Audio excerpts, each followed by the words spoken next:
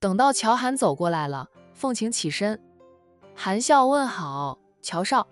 乔涵难得的笑了，他请凤晴重新坐下来，笑着问道：凤小姐是什么时候过来的？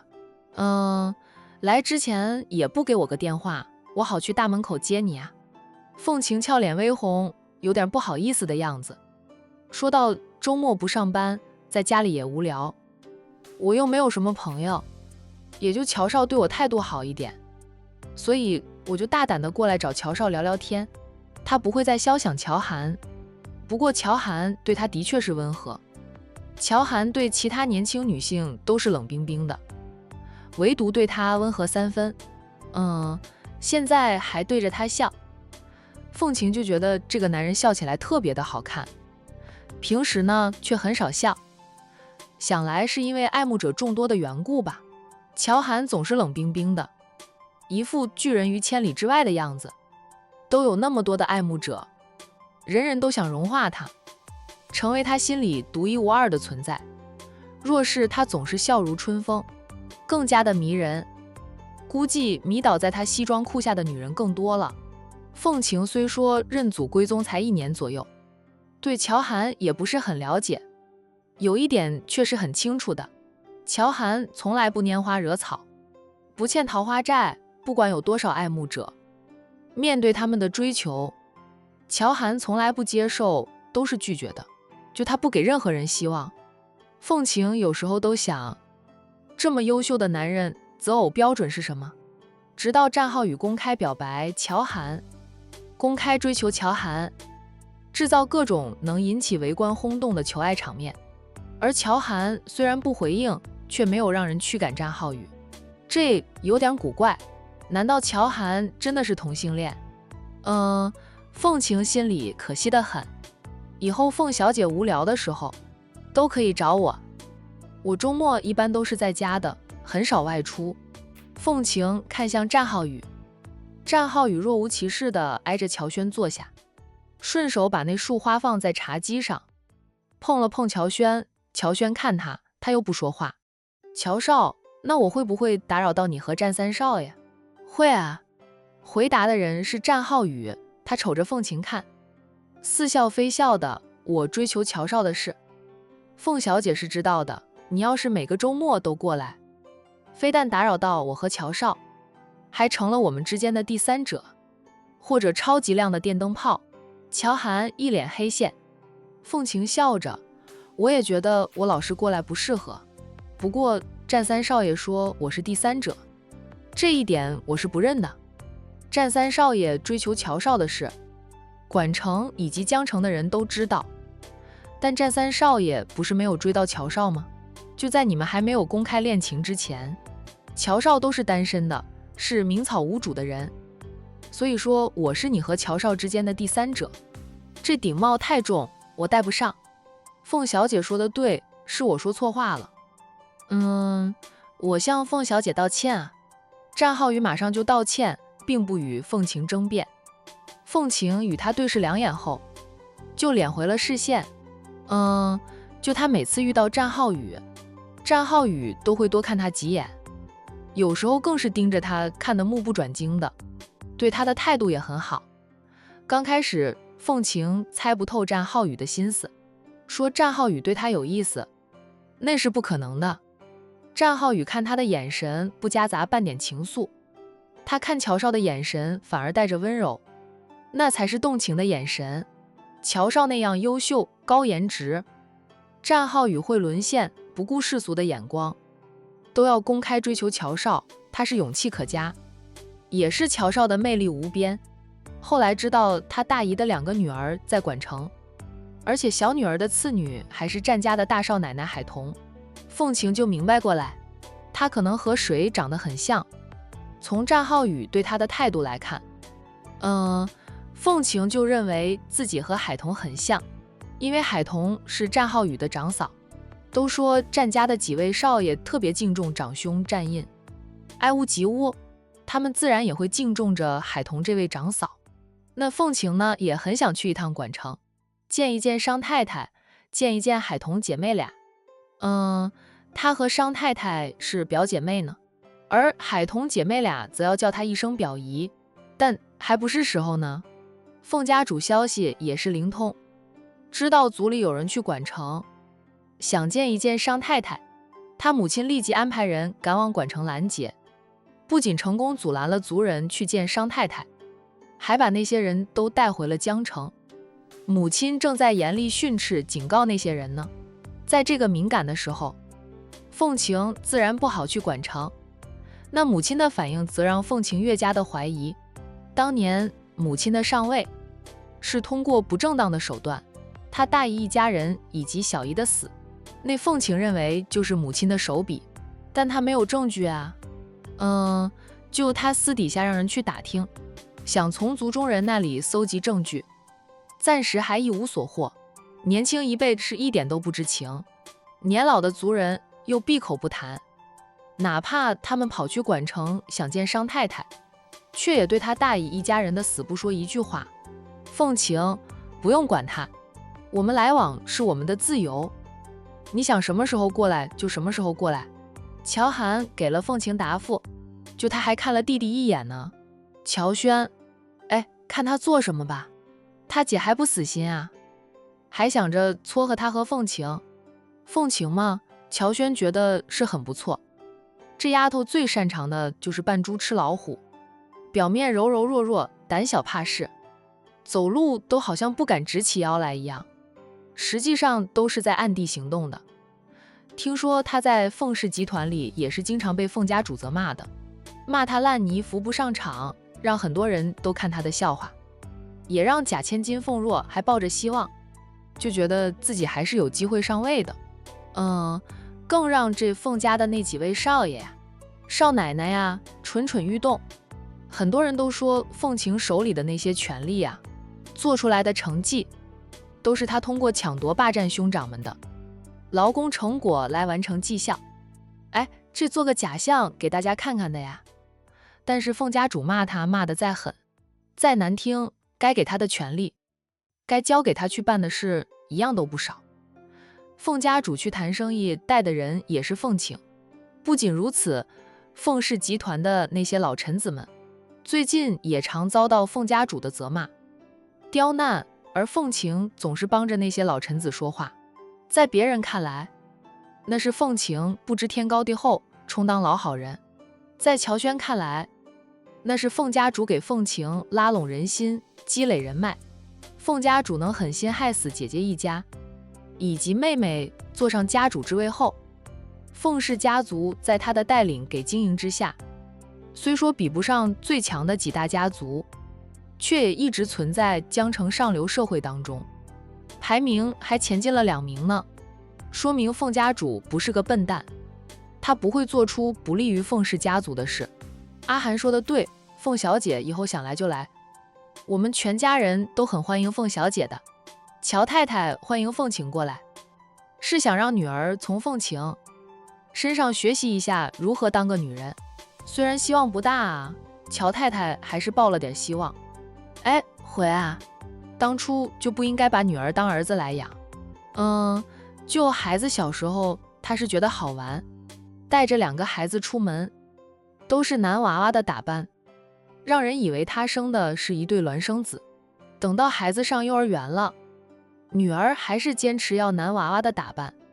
他想着孩子还小吧，没事儿也就由着他。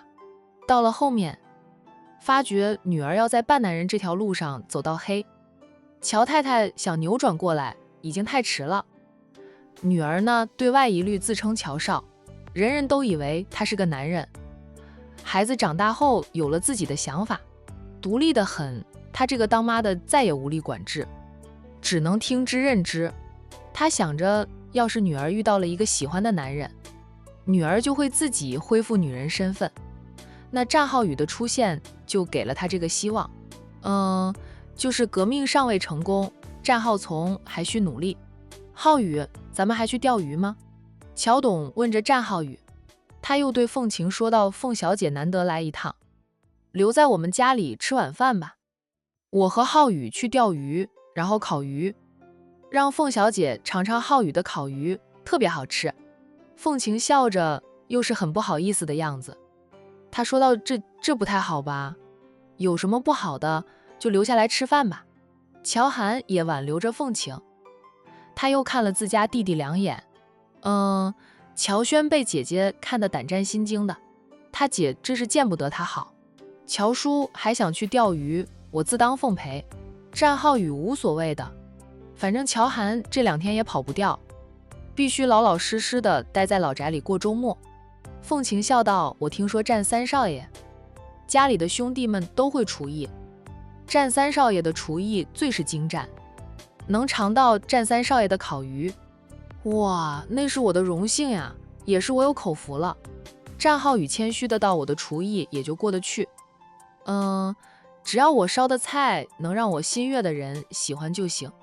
他说这话时含情脉脉地注视着乔涵，乔涵目不斜视，看也不看他。乔董笑道：凤小姐想尝尝浩宇的烤鱼，浩宇咱们去钓鱼吧。爸，我也去。乔轩怕留在家里会被亲姐坑了，赶紧跟着父亲出去钓鱼去。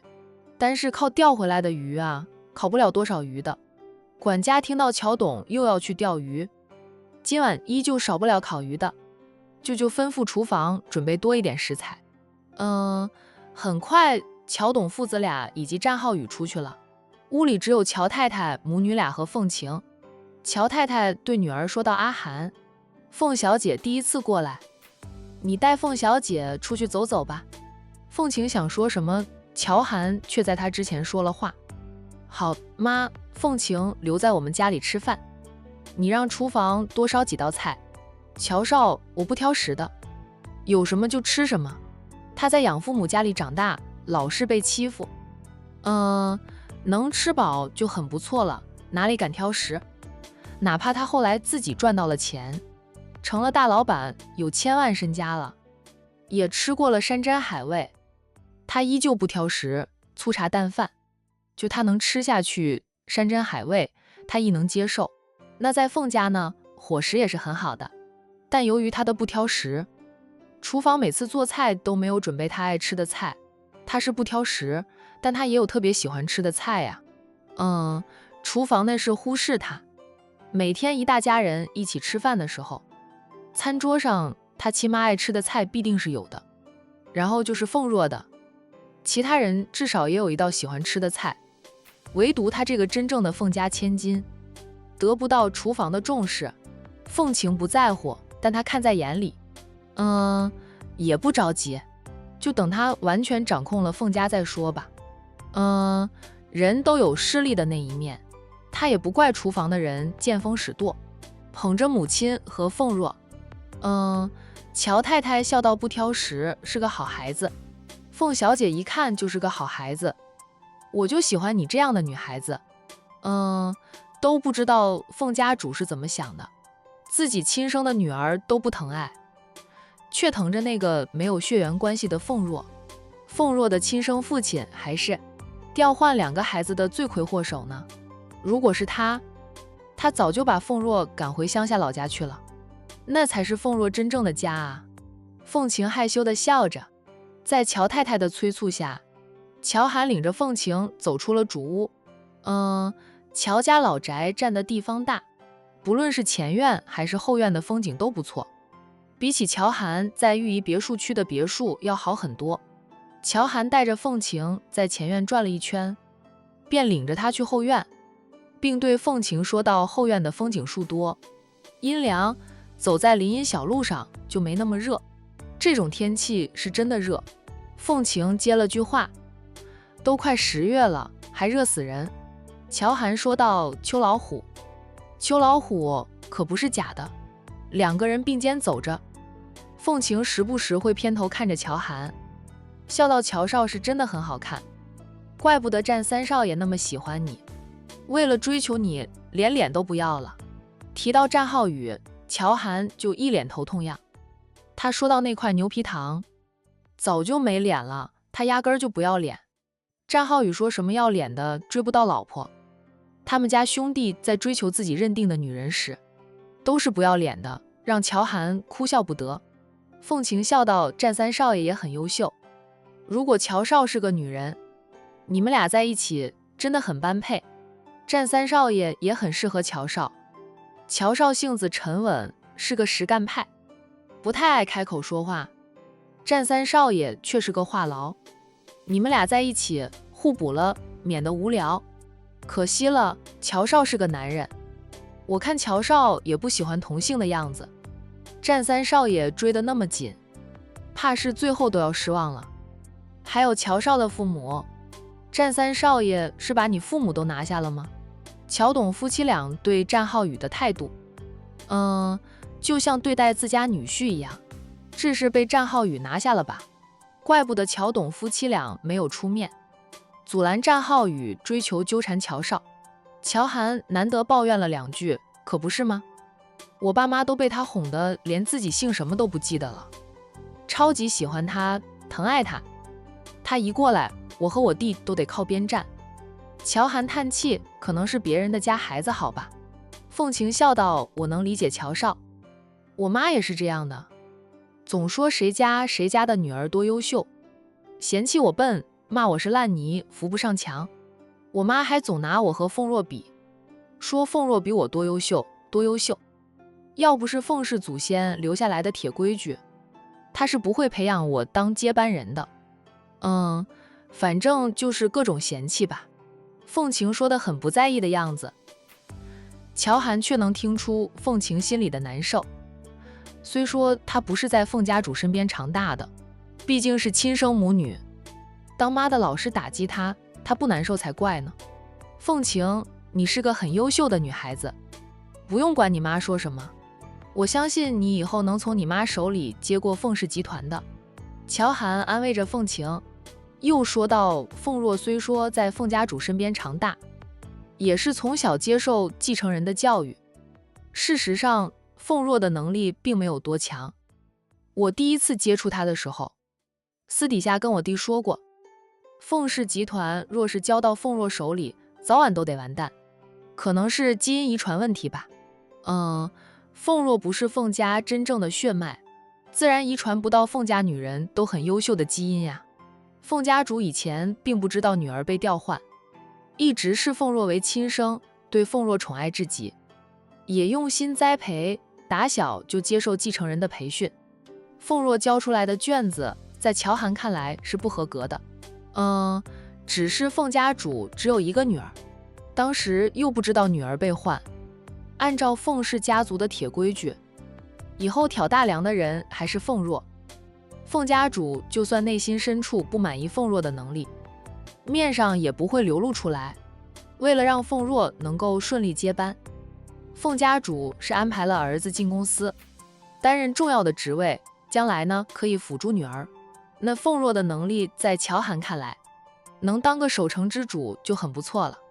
最怕的是连守成都守不好。凤晴给她的感觉却是，这个女孩子生来就适合商场的，就她太懂人心，也太会装了。商场尔虞我诈的，过于老实耿直的人容易吃亏。凤晴回凤家认祖归宗虽然才1年时间，却是在她回来1个月后，就被凤家主安排进了凤氏集团，不是从基层做起，而是直接空降到副总裁的职位。哪怕公司里的人不接受，但是凤家主一言堂，大家也无法反驳。那些难以接受一个在乡下长大的丫头空降成为公司的副总裁，自然就暗中使绊子。凤晴明面上总是让人诟病，显得无能，实际上所有绊子他都暗中解决，又让那些使绊子的人吃哑巴亏，有苦说不出来。1年的时间，凤晴在公司里虽然还是天天被凤家主责骂，骂他没用，骂他烂泥扶不上场，不过已经有1/3的老臣子开始臣服于他。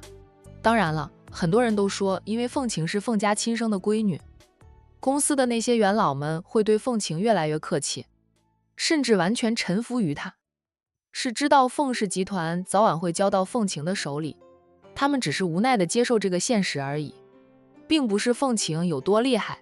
都说当局者迷，旁观者清呀，就能看清凤晴真面目的人，不是凤氏集团以及凤氏家族，反而是外面的人。凤晴就笑了笑，说到乔少，我不在乎那些的，不管凤若多优秀，她不是凤家亲生的女儿，始终无法接管凤氏集团。不说别的，她现在想重新回到凤氏集团上班，这都得经我同意。她还说只挂个闲职就行了，不会和我争权，我不怕她和我争权，但我是绝不养闲人的。不过最近我妈似乎想让她回公司了，就算她回来，我也不怕她。乔涵偏头看着他，他也看着乔涵。半晌，凤晴笑道：“乔少，我没想到看透我的人是你，其他人怎么看你不重要，主要你妈能理解你，看透你就行。你们家族当家做主的那个人是有着绝对的权利，所以你妈懂你，其他人都不用在乎。”凤晴笑容敛了敛：“我妈呀。”就她的感情天秤始终是偏向着凤若的。乔涵不说话了。凤若在凤家主身边长大，在不知情的情况下，凤家主对女儿的爱世数倾注在凤若身上。就算知道了凤若是假千金了，那凤家主也无法割舍那份母女情。对凤晴，他是完全当成接班人，没有多少母女感情。若不是有祖宗留下来的规短约束着，肯定没有凤晴什么事。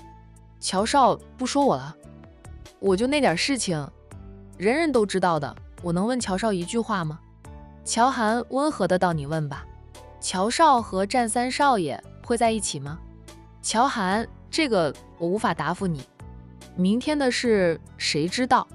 凤晴笑道：“我是真的很欣赏乔少，乔少也懂我。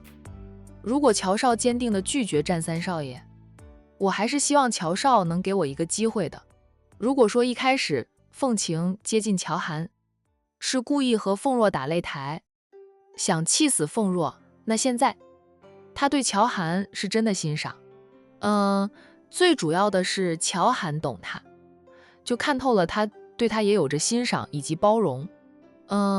乔涵对待其他年轻女性可没有这般的温和，总是拒人于千里之外的。乔涵沉默了好一会儿后，回答凤晴：“凤小姐如此欣赏我，我很开心，也很感谢凤小姐的欣赏。但我对凤小姐只是纯粹的欣赏，并无他意。我和凤小姐也培养不出男女之情。凤小姐是个干脆利落的人，我相信你。”凤晴笑：“那真的太可惜了。”乔涵默了默后又说道：“凤小姐看我弟乔轩怎么样？乔二少爷红颜知己太多了，虽说他没有固定的女友，一副百花丛中过，片叶不沾身的样子，那是他没有女友。如果他有了女朋友，那他还是这样对待异性，他女朋友能受得了？说实话，我是受不了的。”凤晴评价完乔轩后，却又感叹一句：“乔少和乔二少是孪生兄弟，你们的性情却差了天地远。乔少这样的男人，一看就是个有担当的，只是我没有那个福气能与乔少缔结连理啊。”乔涵，其实我弟弟对待感情也很专一的，他现在是还没有真正喜欢的人，才会有那么多的红颜知己。乔轩还好意思嫌弃凤晴呢，那人家凤晴压根儿就看不上他。不过凤晴说的也对，乔轩太多的红颜知己，他那些红颜知己又是各行各业都有，哪怕他说和他们只是朋友，谁信呀？他若真有女朋友，女朋友能受得了？凤晴说道：“乔少说二少爷若是动了真情，也是很专一的，这话我倒是信的。但能让这种男人动真情却很难，他们习惯了一片森林，不喜欢独守一棵树。”凤晴对乔轩无感，乔涵也不好再在弟弟这个话题上扯下去，谁叫弟弟总是一副花花公子的样子。那自此乔涵算是断绝了撮合弟弟和凤晴之心。两个人在院子里逛了几圈，待到乔董等人回来了，战浩宇亲自下厨，给大家准备了一餐丰盛的美味佳肴，当然还有烧烤。不太喜欢吃烧烤的凤晴都吃得直呼过瘾，连连夸赞战浩宇的好厨艺，说以后谁要是嫁给了战浩宇，那真是有口福呀。战浩宇看着乔涵，笑眯眯的道：“乔涵有点瘦，我就想把他养得圆润一点。”乔涵冷着脸说他：“战总，我不需要你养着啊，我知道阿涵有本事，不需要别人养着，我不过是想照顾你的每日3餐而已。三少爷，我觉得我最近也瘦了很多，你也把我养得圆润点吧。”乔轩打趣地道。战浩宇就睨了他2眼，说道：“你再吃，就变成胖猪了，就不是圆润那么好听。”乔轩，战三少爷总是偏心，明明我和我哥一母所生，颜值也是差不多，你对我哥好得很，简直就是把我哥捧在手心里怕摔着，含在嘴里怕融了。我爸妈对我哥的好都不及你一半，对我总是不耐烦的样子，我哪里不如我哥了？凤晴笑道：“乔二少爷没有听说过情人眼里出西施吗？在战三少爷的眼里，乔少就是独一无二的，无人能比，他就不该开口，只要说了话都会被打去。那再看父母呢，看着他们笑闹，乐呵呵的，全无制止的意思，心知父母是把战浩宇当成女婿看待的了。”乔涵也没有办法。饭后，凤晴不好再逗留乔家，告辞而去。乔涵让弟弟送凤晴出屋，乔轩不情不愿地起身相送，那凤晴倒也没有拒绝。那很快乔轩就回来了。凤小姐走了啊？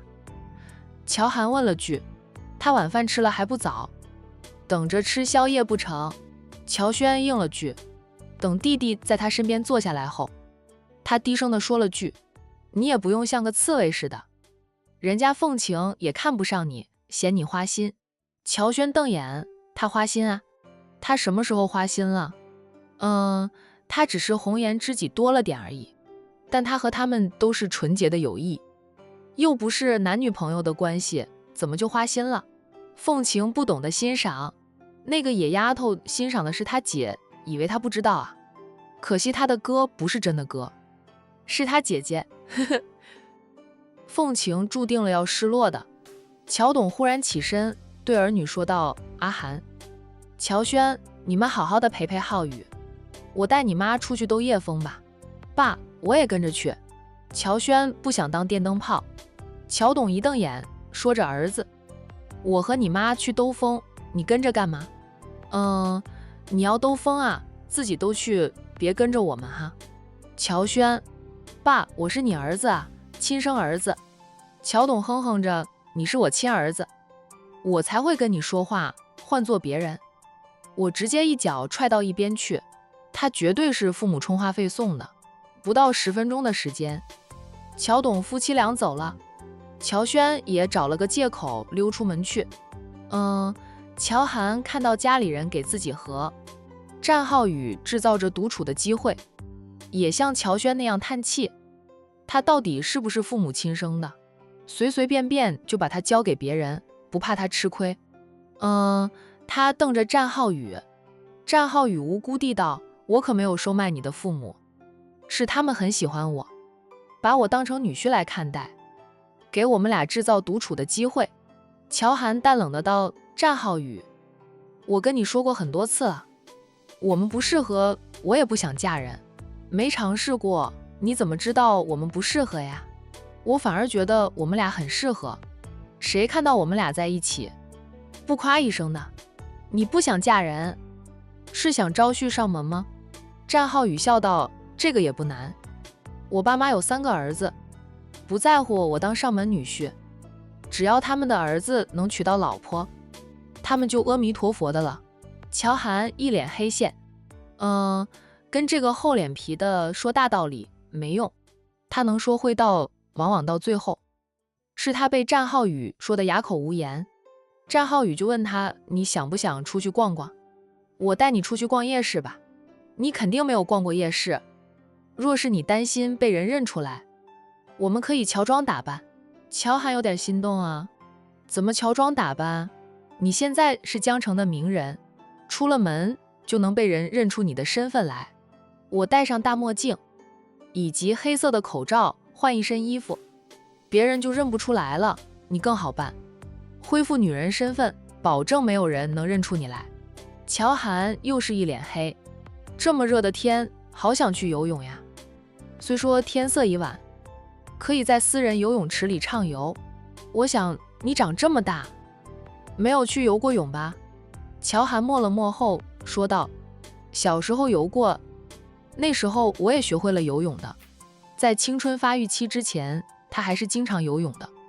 后来进入了少女时期，他就再也没有下过水。一晃眼10几年过去，他都不知道自己还会不会游泳啊，要不要重温儿时的清凉之梦啊。乔涵不说话。大热的天，要说不想游泳那是假的。他家里也有泳池，由于除了父母和弟弟知道他其实是个女人之外，家里的工人都不知道的呀。所以呢，他在家里从来不下泳池。工人们总以为这大少爷是不会水性，却不知道他是为了瞒住女扮男装的真相，才会不下泳池的吧。我们丰泽酒店顶楼有个小游泳池，是我让人打造出来让自己享受的。泳池的水质我保证合格，而且那里未经我同意，谁都不能去那里游泳。你若是愿意，我们现在就去游泳。顿了顿，战浩宇低沉地道：你有秘密通道？我也有的，我也能保证不会。那被人发现，你跟着我去酒店。乔涵的女人身份，战浩宇希望她有一天自愿公布于众，那就代表她接受他了，愿意为了他恢复女人的身份。所以就算战浩宇早就知道她是女人，在人前依旧帮她遮掩着，不让人怀疑她是个女人。你要是想去，我们现在就出发了。你让我考虑考虑。那说乔涵不心动那是假的，他也想在炎热的天气里享受清凉，只是他如果放肆地下水一回，起来后又要费很多功夫装扮回男人，费时间。平时他就是每天晚上到家后，保证不用再外出了，他才会卸下虚假的男人外皮，恢复女人的身份，在自己浴室里的大浴缸痛痛快快地泡一回澡，缓解一整天的疲劳。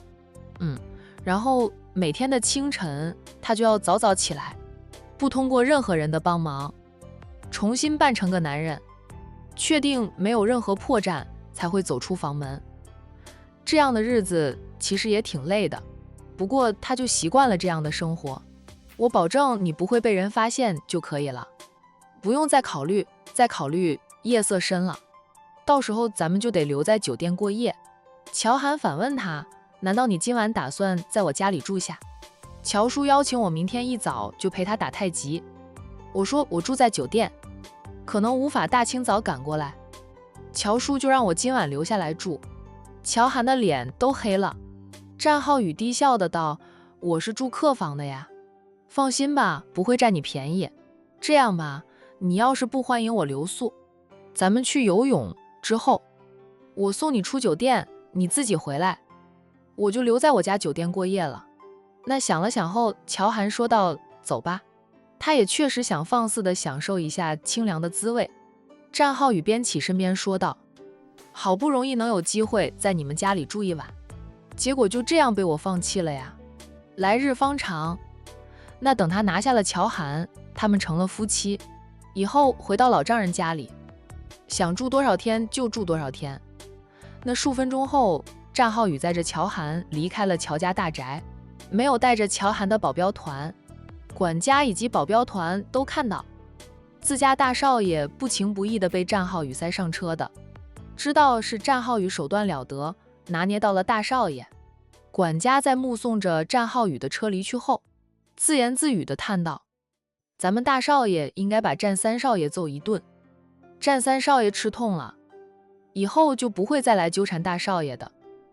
保镖团之一说道：大少爷都不让我们对战三少爷动手，不过战三少爷的拳脚功夫很厉害，我们试探过，真干架的话，我们都不是他的对手。那大少爷就更不用说了，大少爷也会拳脚功夫，但不厉害。战家男儿的拳脚功夫都很厉害，他们这些职业保镖都不是对手。我看大少爷对战三少爷似乎也有点。保镖二说话说了一半就没有再说下去。大少爷那么清冷的人，却一而再地容忍着战家三少爷的纠缠，容忍着对方的厚颜无耻。虽说大少爷也有不想和战家结仇的意思，真正想甩开战三少爷也不是没有办法的。大少爷由着战浩宇纠缠不休，说明大少爷其实并不讨厌战浩宇。管家心痛的道：先生和太太还有二少爷对待这件事的态度，才是让人痛心疾首呀。咱们大少爷这么优秀的人，却大少爷若是女人，或者战家三少爷变成战家三小姐，那他们在一起，我是举双手双脚赞成，祝福。可他们两个都是男人，真的是当父母的不心疼，管家反而心疼得很。保镖团不说话了，他们想着，那可能他们家大少爷就是个同性恋，只不过平时隐藏得很深，没有人知道而已。那么多爱慕大少爷的女人，却没有一个人能拿下大少爷，这不就从侧面印证了大少爷不喜欢女人这个事实吗？不喜欢女人，不就喜欢男人了？凤晴从乔家回来后，看到母亲以及凤若的车子都停在院子里的停车场上，知道他们在家，她下车不着急进屋，而是围着凤若的车转了一圈。大小姐，你回来了呀？管家走过来，客客气气地问了句。见她围着凤若的车转圈，管家不解地问道：大小姐围着二小姐的车转圈做什么？凤晴拍了拍凤若的车头，说道：凤若的车比我的车好太多了。这位管家是刚上位1年的，也就是凤若亲爸被凤家主送进去后，重新请回来的新管家。虽说才当了1年的管家，他也知道在这座大宅里，二小姐比大小姐更得宠。虽说2位千金拔乱反正了，二小姐不再被当成接班人，大小姐看似拿回了本该属于她的一切，但是二小姐在生活上呢，却比大小姐奢侈很多。家主他们经常给二小姐送礼物，很少给大小姐准备礼物。听了凤晴的话，管家眼底有着些许同情，却又不好多说什么，只是说道：家主带着二小姐去购物才回来，买了很多东西，大小姐进屋看看吧。我进去看看有什么用，又没有我的份。凤晴摆出一副难受的样子，又一次拍着凤若的车头，防盗器不停地响着。凤若开的总是新车豪车，我开的虽然也是豪车，却是我哥不要了的，亲妈没有给他买过一辆新车呢。管姨，怎么回事？我的车防盗器老是在叫的，谁乱碰我的车了？那凤若听到响动走了出来。凤晴，是不是你碰到我的车了？你会不会开车的？不等管家回话，凤若就质问着凤晴。凤晴说道：我的车停在那里，离你的车隔了10几米远的距离，我车技再差也刮蹭不到你的车，那你站在我车子旁边干嘛？想偷车呀？没干嘛，就是看看你的车轮胎结不结实而已。